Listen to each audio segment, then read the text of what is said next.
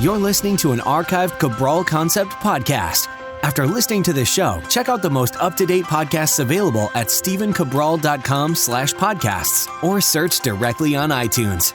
And now, welcome to the Cabral Concept, where board-certified naturopath and integrative health practitioner Dr. Stephen Cabral shares how he was diagnosed at the age of 17 with a life-altering illness and given no hope for recovery. It was only after studying and traveling all over the world did he discover how to combine ancient Ayurvedic healing practices with state-of-the-art naturopathic and functional medicine to fully rebalance the body and re-energize it with life. It's time to discover how to get well, lose weight, and finally feel alive again. And now, here's your host, Dr. Stephen Cabral.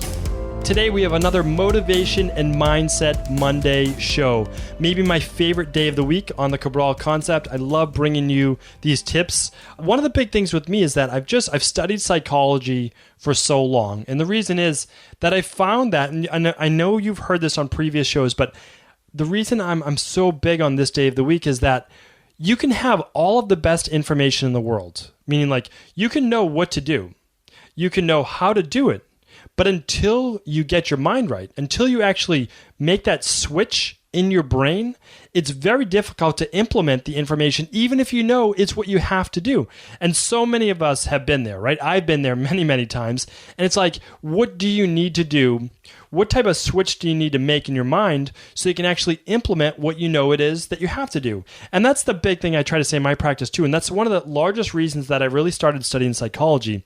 And it's been now a good 15 years because it's something I got really in depth with. Actually, it's been more than that for myself, meaning I had to do so much work on my programming in my brain from the different things I was kind of wired with growing up and the certain mindset and the belief system that had to be changed. It had to be changed before I could get fully well. And the reason is I had too much negative programming, meaning like, well, this is just the way it is. I'm just meant to suffer. I'm going to push through. Like all of these things that you don't want to be stuck in your brain, which is like your default setting, meaning like, okay, if things start to go bad, you just kind of slip into this zone. So what I want to do today is not talk about myself, but talk a little bit about what happens when things just don't seem to be going right in your life, because it's going to happen. I mean, there's an ebb and flow to life, meaning that things go well for a while and then there's a little bit of a dip and then things go well again. But how do you pull yourself out of that dip faster? That's really what it's all about. That's what I'm into now, is that from my own life, I know that there's going to be dips every once in a while, but how quickly can I pull myself out of that? And so here's what I want you to do. Whenever you're stuck in that rut, and maybe it's right now, maybe it's something happening right now, or maybe you're understanding that, hey, you've been through some tough points before, you're probably going to have to go through one of those tough points again. Let me prepare myself. So when a certain area of your life isn't going well, or maybe you feel like everything in your life, right, isn't going well, here's what to do. You need to just stop. You literally need to stop everything. And it could be just taking a day off from the rest of the world, or at least taking a half a day off, or taking your lunch break. You have to stop. The big thing is you have to stop, you have to step back, and then you have to assess. Because you can't do what I used to do, which is simply put your head down, try to just work through it and push forward. It does not work that way. Literally, I wouldn't try to figure it out. I would just be stubborn and I would just try to blast through and just push through and just keep going until I figured it out. And it just doesn't work that way. And the reason is that even if it worked in the past, meaning like even if doing more of what you were doing in the past got you to where you want to be, for whatever reason, times change, right?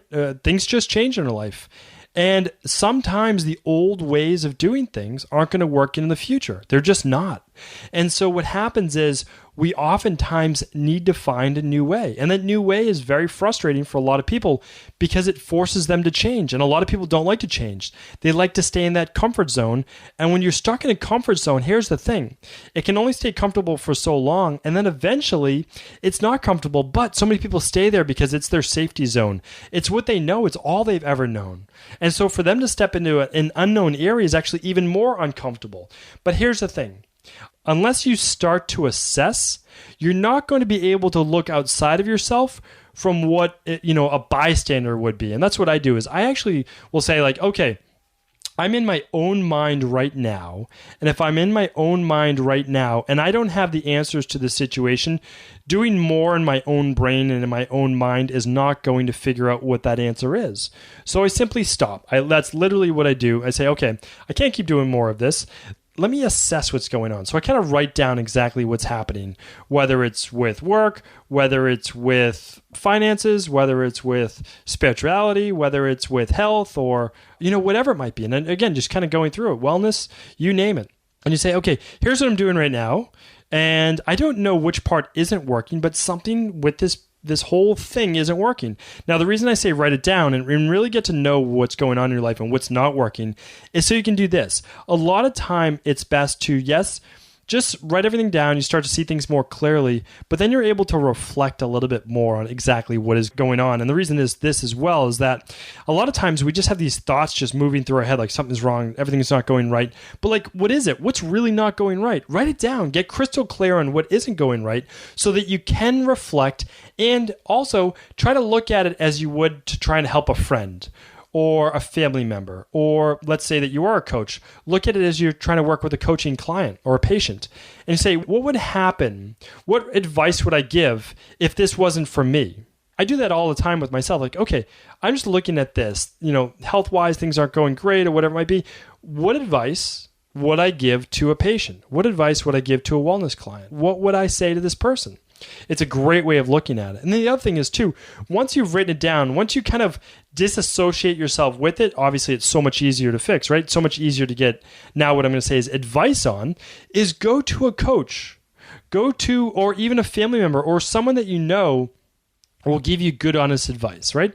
You don't have to get just one opinion either. You can get multiple people's opinion, but once you have it written down, you know what to ask for advice on. I think that's hugely important, hugely helpful. So then I would say is maybe just do a consultation with someone. Just say, hey, here's what's going on. I'm in my own head right now. I need another perspective. That has helped me so many times with so many areas of my life. Again, whether it's just been like setting up a practice or it's been my own wellness or again, whatever it might be, I always look to someone who's already been there, done that. And it saves me so much time, so much energy and stress. And I just want to pass that on to you, is that right now, you're only as good as the programming, the knowledge, the wiring that you have in your own brain. And so sometimes that's taken you a good, distance. Like you may have made it further than a lot of your friends or a lot of family or whatever it might be.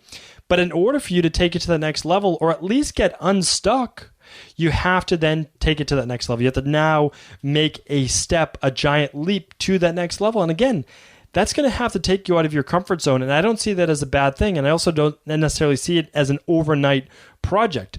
Look at where you have to get to, look at what isn't working right now, assess, and then just start to take those steps forward to get you there. That will be a lot less stressful for you, and you'll be able to break it down into little pieces and say, okay, here are the different pieces I need to actually accomplish. So much easier when you look at it from that perspective. So remember, whenever stuck in a rut, whenever things aren't going that well, when you feel like a certain area of your life isn't working or your entire life, everything's not going well, just, again, take a little time, stop, step back so you're not looking at it from your own head. You're looking at it from a bystander or working with someone if you were to give advice to them, and assess the overall situation. How bad is it really? Are you making this into a larger situation than it really is? Or, yeah, maybe it is a large situation, but if it is, okay, how can we make constructive action to move forward? Because again, we can't stay where we are right now. We can't just dwell on it. We need to start coming up with an action plan to move forward. I believe this is the best way to go about it. It's the easiest way to go about it when you don't have to think about it from your own perspective. You can kind of actually become this, like I said, this bystander looking from outside of yourself into saying, oh, here's the situation, here's the problem. Get advice, maybe get another opinion, but in the end, it's your choice, it's your decision. You have to live with it. You have to be comfortable with the path that you're going to take moving forward.